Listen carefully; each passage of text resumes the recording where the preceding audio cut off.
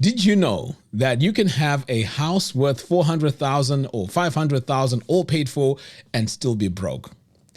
Now, a lot of you have been contacting me because I did a video about mortgages and there were so many opinions and a lot of people were confused as to why I took the stance of not going for a mortgage in the United Kingdom.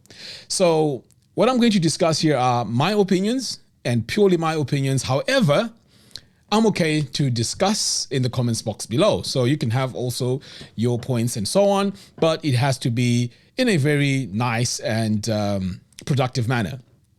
Anyway, so let's go back to why you can actually have a mortgage and also be broke.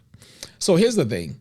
The idea of having a mortgage and having a mortgage to work for you is to actually go for a mortgage and then put a tenant in there and the tenant pays the mortgage. Now, what you have to do as the owner of that mortgage is to then go for a smaller apartment or a smaller house where you are paying rent. Now, why am I saying this?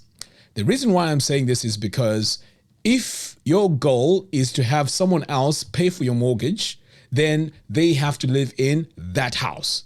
So you go for a mortgage, your mortgage is there, and then your tenant is paying for that mortgage. Done. As for you now, you need to live in a house which is much cheaper rent-wise. You can't afford to go and rent for 1,800, 2,000 or 3,000 per month. It doesn't make any sense because the idea here is to have a mortgage well paid for while you are working and spending less. Because the idea here is spending less. You can't live large before you can actually have assets. And that is very, very important. A lot of people get this wrong. So what happens now is, let's say you're working 25 years down the line, your tenants pay off the mortgage, it's done. Fantastic. So while you're working here, you're saving money because your rentals is lower and you're being a bit frugal, you're not spending too much. Because remember, if you really want to have emergency funds and savings and all of that, you have to lower your outgoings, which is very, very important. This is why you need to go for a rental property, which is slightly cheaper. Okay. So a lot of people make a mistake of going for a mortgage worth, let's say 400,000 or 500,000, and they're actually living in that house. It's expensive to live in that house because you are going to be literally paying, let's say if rentals are worth 2,000, now you're paying rent 2,000 while you're living in that house, which does not make any sense. So if your tenant is supposed to be paying, let's say 2,000 a month, personally, I would go and rent 1,000 a month. That's how it would work. So your mortgage is being paid for and you're also renting out a property. Now, the reason why a lot of people get confused when it comes to mortgages, they think that for 25 years, you're paying it off. And then after that, you now have equity and so on and so on and so forth. Now, I'm going to cover that part of equity. Now, I want to also discuss something which is also very important.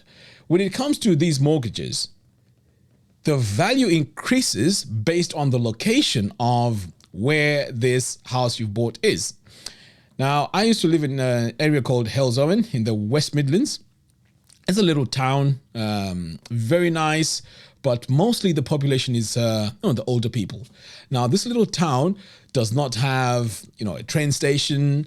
It has a college, but it doesn't have a lot going on. The little town also has shops, majority of them closed now. So there's not really any activity happening or anything of major substance happening around that area.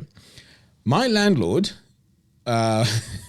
she was struggling to sell that property. And the craziest thing which I realized was the value of the house did not really increase, which shocked me.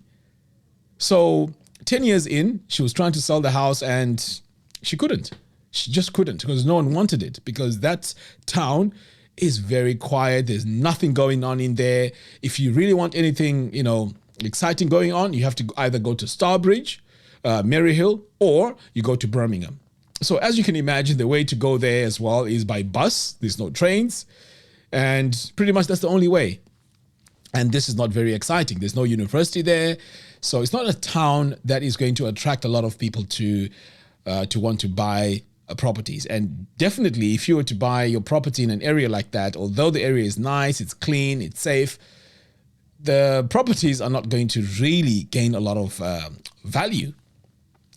So ideally, if you're going to go for a mortgage, you want to go and get a mortgage in an area where it's busy. There's students close by, so you can rent it out to students and make it a student accommodation, and so on and so forth. So that's how your mortgage or your house is going to really gain value even in the future. So not all houses are going to be the same on the market. Now, let's talk about people that want to retire in Zimbabwe, and they use this formula where I have a mortgage in the UK or in Canada or wherever in Australia, and then if I decide to retire in Zimbabwe, I'm just going to sell my house and go to Zimbabwe. Now, let's take a look at that closely. It sounds very exciting on the outset, but in my opinion, there's a few problems there. So let's say you're able to sell that house. You've sold it for $500,000. Or $1 million. So now you want to go and retire in Zimbabwe. Are you telling me you're going to sell that house, get all that money, go to Zimbabwe, buy a house, and then whatever, change you've got left, that's your day-to-day money? Now, it sounds practical, but being on the ground in Zimbabwe, I can tell you for sure that money you think is a lot of money, whether it's 200,000 you're going to put under the bed or under the pillow, is going to take you through retirement. It's not a lot of money. It is not a lot of money at all, because the money is also going one way and things are expensive. Chances are you want to maintain that little of a lifestyle that you have in the UK while you're in Zimbabwe. So things are going to be very expensive straight away. So you buy a house, let's say in Zimbabwe, you kit it out, solar system, borehole, blah, blah, blah. Now you have your retirement house. You are going to need some sort of passive income. You need something that generates money. This is why you find that a lot of people, they go into these little projects like chickens or, a bit of farming and so on and so forth. It's because you want to have income generating every single day. That way, if you have a car, you have enough money for fuel. If there's any repairs, you still have money going on. But if you have money under the pillow, it's one way. Now, that's one problem. So you've sold your house in the UK or wherever you are in the diaspora. I'm pretty sure at some point you want to go back to the UK or Canada or Australia to visit. Where are you going to go? Where are you going to go? Okay, you might say Airbnb. Is that really a very good idea to just every time you visit the UK, it's Airbnb? I don't think it's a good move, because at least you want to leave that door open of going back to whether it's the UK, Australia, whatever it is, maybe for even treatment. And if you're a pensioner at that time, again, you got free healthcare. So that is why you need to leave that window open. So where are you going to get your letters delivered? Where are you going to get all your documents, whatever it is, delivered, if you just cut off the UK? So again, you're going to go back to that issue where you're going to need some sort of a house in the UK or wherever it is you are in the world. So do you see now where it is very, very tricky? Eventually, you're going to have a house that you're going to be renting. Eventually. Perhaps maybe you have some relatives, you want to use their address, that's fine. But generally speaking, this is the stumbling block you're going to be encountering. So overall now, when you take a look at this whole idea of retiring in Zimbabwe, it is something that you really have to look at closely. And by the way, this video is for those of you that want to retire in Zimbabwe. Not everyone wants to retire in Zimbabwe. So if you don't want to retire in Zimbabwe, this video is not for you, okay? And also, there are people who are high income earners. Perhaps, husband, you're an engineer, wife is a doctor. You're able to build back home and also have a house in the UK. Or perhaps you have a business. You are able to have a business in the UK, which then funds, both items. But let's be realistic. These numbers are very, very small, and I'm not addressing this video to you, okay? So anyway, so overall, when you want to look at this mortgage situation, you really have to calculate and work out how things are going to work out for you, because it is very, very easy to have a $500,000 house and be broke. It becomes a house that you look at every day and say, wow, okay, this is my house, it's all paid for, and you're happy. But now you're in retirement. That's that package that you get, the pension, unless you've been paying extra into the pension, it is not going to be enough. It is not going to be enough. And remember, things are going to be breaking apart in the house, and these things are very expensive. Of course, you could go for insurance for your boilers and stuff like that, but these kind of things are not very easy to fix. Okay, so you have to consider all of those things. Secondly, your pension now is just going to be money that is going to just get you by. But if you really want extra cash, unless you're really planned and you've got a lot of money put on the side, or you've invested your money somewhere, your retirement could end up being very miserable with a $500,000 house. What activities are you going to be doing in retirement?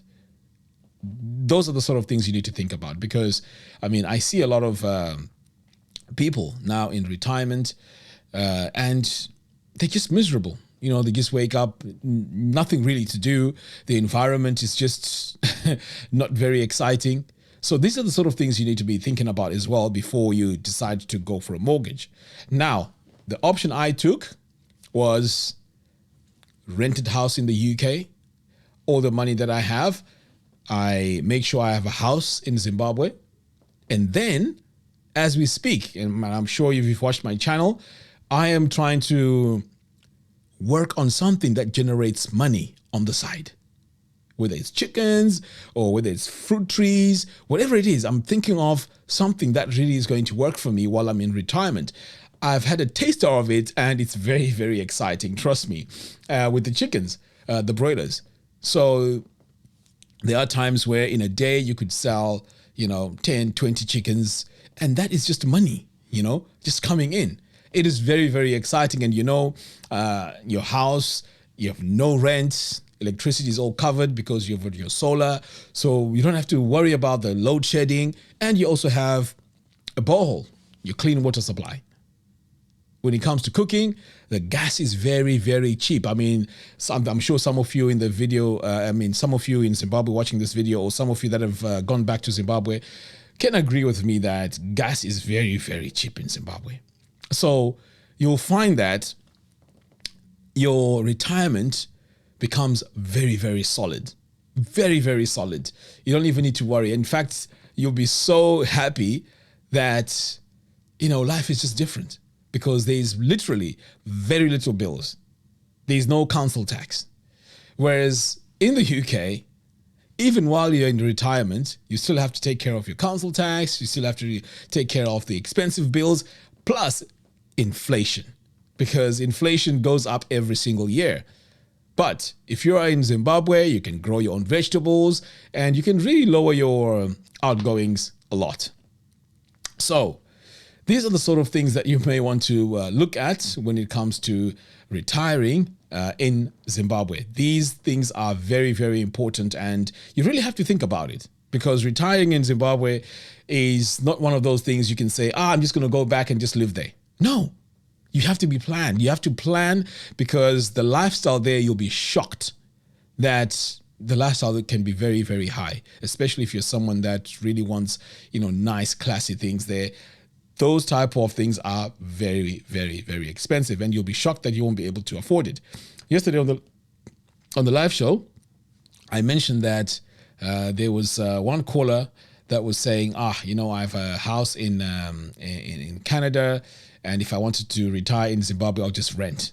Do you know that renting in a nice neighborhood like Highlands, Borodale, and so on can be very, very expensive, at least $2,000, sometimes $3,000. And one comment there even said $5,000. So you tell me, what are you going to have as in passive income in retirement that is going to give you 2,000 per month or 5,000 per month?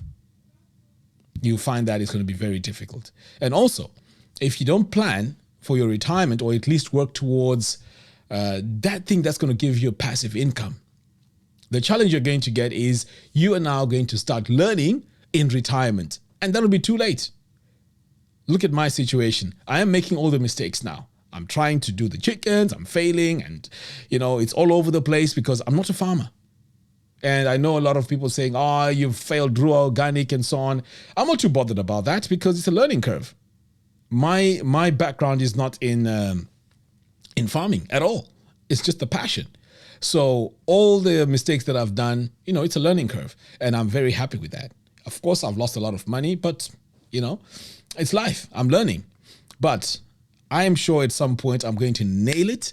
And that is where now that whole passive income system is going to be in place. And I'm learning right now before I fully retire. So these are the sort of things that you need to think about when you want to retire, or at least back home in Zimbabwe. So mortgages, take a rethink. I would like to hear your comments. I'd like to hear what you think and what your plan is when it comes to retirement, especially those of you that want to retire in Zimbabwe. Anyway, guys, thank you very much for watching. I'll see you again in the next one. Take care.